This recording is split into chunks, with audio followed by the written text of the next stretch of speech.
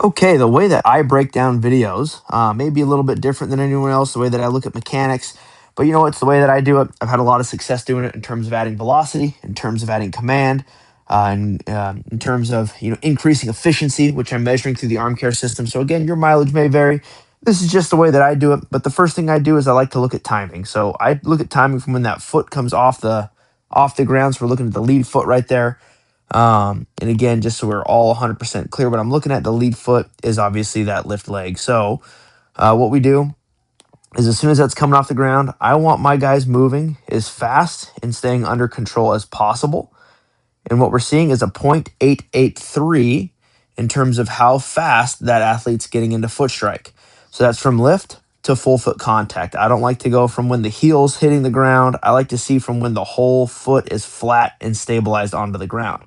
And then that's what I look at first is that timing aspect. After that, when I was saying I want the athlete to move fast and under control, what I look at next is what is the head doing? We want the head to stay over the belly button because even right here, it's staying in that same position between the balls of his feet during the range of motion that we call the stride. So right there, we can even see as he's getting into foot strike, that head is staying over the belly button right between the balls of the feet. So overall, very good there. The next thing it is that I'm going to look at is just running through what the delivery is doing is that lead leg stable. So he's nice right there, and we see that that lead leg stays right where it needs to be.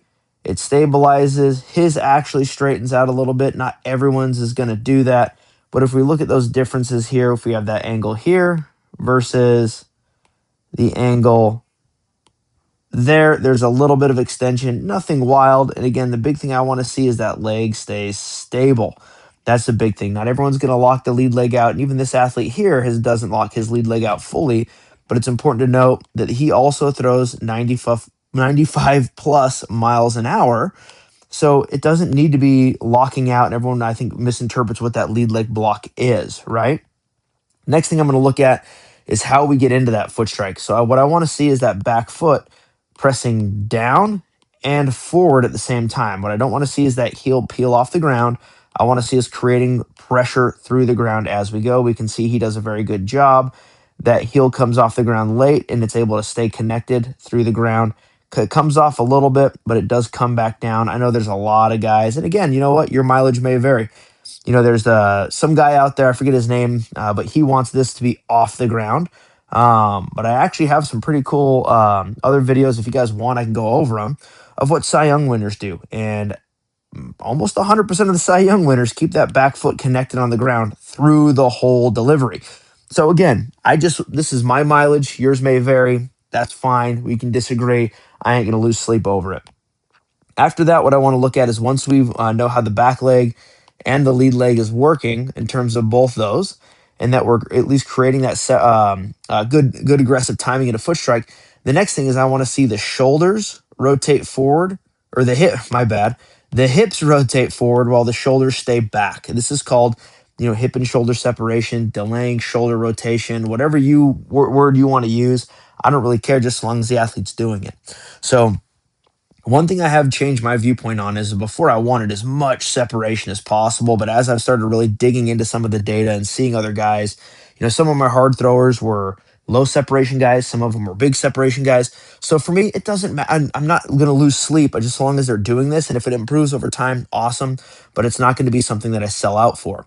So this athlete here, we see the hips are rotating forward, the shoulders are rotating back. And again, we're going to mention that same aspect, the head is over the belly button between the balls of the feet. We're in a good spot. After that, what I look at is something called equal and opposite. Kind of tough to see from this angle here, but what I want to see is that whatever the angle of the throwing arm is, we want that glove arm to be the same. Usually you're going to need a top-down view or an open side view coming from this side here. With this one here being not quite at that 45-degree angle, it's a little bit more not quite 90, which would be over here, not quite 45, somewhere in between. We're not going to get the best view of it, but we can get the general idea that it looks like it's pretty stable. And then the next thing that I'm looking at is I want to make sure that that throwing arm and the glove arm match up, because it's just like if you're walking on a tightrope, which is a pitcher you basically are. If one side is too short or too long compared to what this is doing, we're going to spin off or pull off to that side. So we want to make sure that the throwing arm and the glove arm are as close to mirror images as we can. After that, I want to make sure that we have at least 1, 2 frames, which we do, of that shoulder staying back before we really get engaged into throwing, where the hips are rotating. So what we see if we go back a few clicks, right, is we go here into that foot strike, and then what we see is 1 click where we're getting a little more rotation out of the hips, the shoulders are staying back, and then we get our second, boom, 1 more where we have that full rotation of the hips now, and then the shoulders really start to peel through, and that's called kinematic sequence, which is what we want to see. After that, I'm paying attention to specifically this glove side. There's still a lot of teach out there that they want to pull that glove through. Again, I don't fully understand that, but we want the glove to stay stable. The chest will move towards the glove, which we see he actually gets that chest directed to the target. Again, head is staying in line over the belly button between the balls of the feet. So overall, good job.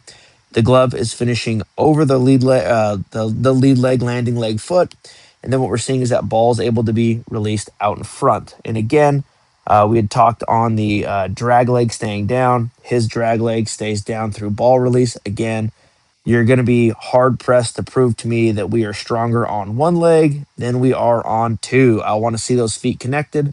I want to see the spine and the head over the belly button, and we want to see consistency with what's going on. So if we're putting into the stick figure mode, that's what he would look like there. Um, but again, that's the main things it is that I'm looking at. You can look at a million other things as the way you want to. No one's going to hold that against you.